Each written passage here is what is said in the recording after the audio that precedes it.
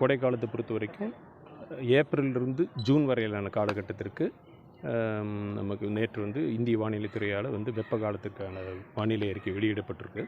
இதன்படி பார்க்கும்போது தமிழக பகுதிகளில் இயல்பை விட அதிகமாக வெயில் பதிவாவதற்கான வாய்ப்புகள் அதிகமாக இருக்குது என்று ப்ராபபிலிட்டி அதிகமாக இருக்குது என்று சொல்லப்பட்டிருக்கிறது.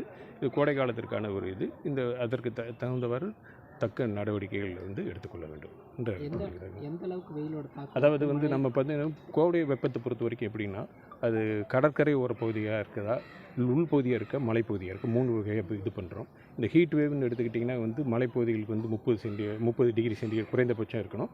இது 37 டிகிரி கடலோர பகுதியில் இருக்கணும். உள் மாவட்டங்களை பொறுத்தவரை 40 டிகிரி மினிமம் பதிவாக இருக்கணும். அதிலிருந்து இயல்பை விட 4.6 டிகிரி வரைக்கும் வெப்பம் அதிகமாக இருந்தால் அது ஹீட் வேவ்னு சொல்கிறோம்.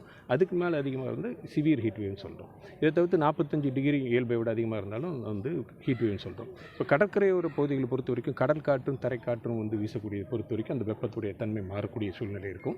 உள்பகுதியில் மேகக்கூட்டங்கள் காற்றுகளுடைய ஈரப்பதம் இதனுடைய பொறுத்து வெப்பங்களுடைய மாற்றங்கள் இருக்கும். இது நம்ம தொடர்ந்து கண்காணித்துட்டு இருக்கோம். இப்போ வானிலைத்துறையை பொறுத்த வரைக்கும் தினந்தோறும் நம்ம அடுத்து வருகிற 5 நாட்களுக்கு எந்த அளவுக்கு வெப்பம் பதிவாகக்கூடிய வாய்ப்புகள் இருக்குது, எந்தெந்த மாவட்டங்களில் இயல்பை விட அதிகமாக இருக்கக்கூடிய வாய்ப்பு இருக்கும், அந்த பகுதிகள் பற்றி நம்ம சொல்கிறோம். தினமும் மாலை வேளையில் அதிகபட்சம் வெப்பநிலை எவ்வளோ பதிவாக இருக்குது, அது இயல்பை விட எவ்வளோ அதிகமாக இருக்கிறது, இந்த விவரங்கள்லாம் நம்ம தொடர்ந்து கொடுத்துட்ருக்கோம். மழைக்கான சாத்தியம் கோடை மழை என்பது அப்பொழுது இது ஒரு பெரிய பருவமழை மாதிரி முன்னாடி கொண்டு சொல்ல முடியாது. அந்த நேரத்தில் ஏன்னா காற்றினுடைய நிலைத்தன்மையை பொறுத்த வரைக்கும் ஸ்டெபிலிட்டின்னு சொல்லக்கூடிய காற்றுடைய நிலைத்தன்மை பொறுத்து இருக்குது. இந்த காலகட்டத்தில் காற்று அழுத்தமுள்ள பகுதி வங்கக்கடலிலும் அரபிக்கடல் பகுதியிலும் இருக்கும், இயல்பானது. அது காற்று அதுக்கு இடையில் நிலப்பகுதியில் காற்று திசை மாறக்கூடிய விண்ட் டிஸ்கண்டினியூட்டி என்று சொல்லக்கூடிய இது இருக்கக்கூடிய இதில் நிலப்பகுதியில் இருக்கக்கூடிய காற்றுடைய நிலைத்தன்மை மாறுகின்ற பொழுது அதில் காற்றில் ஈரப்பதம் இருக்கின்ற பொழுது கோடை மழையானது உருவாகும்.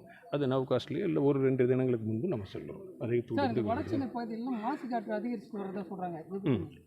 மாசு காற்று நம்ம டெம்பரேச்சர் இந்த இதை பற்றி தான் நம்ம இது பண்ணிகிட்டு இருக்கிறோம். காற்றுடைய காற்று மாசு காற்றுங்கிறது நம்ம சென்னை வானிலை மையத்தில் நம்ம பேசிக்கிறதில்ல.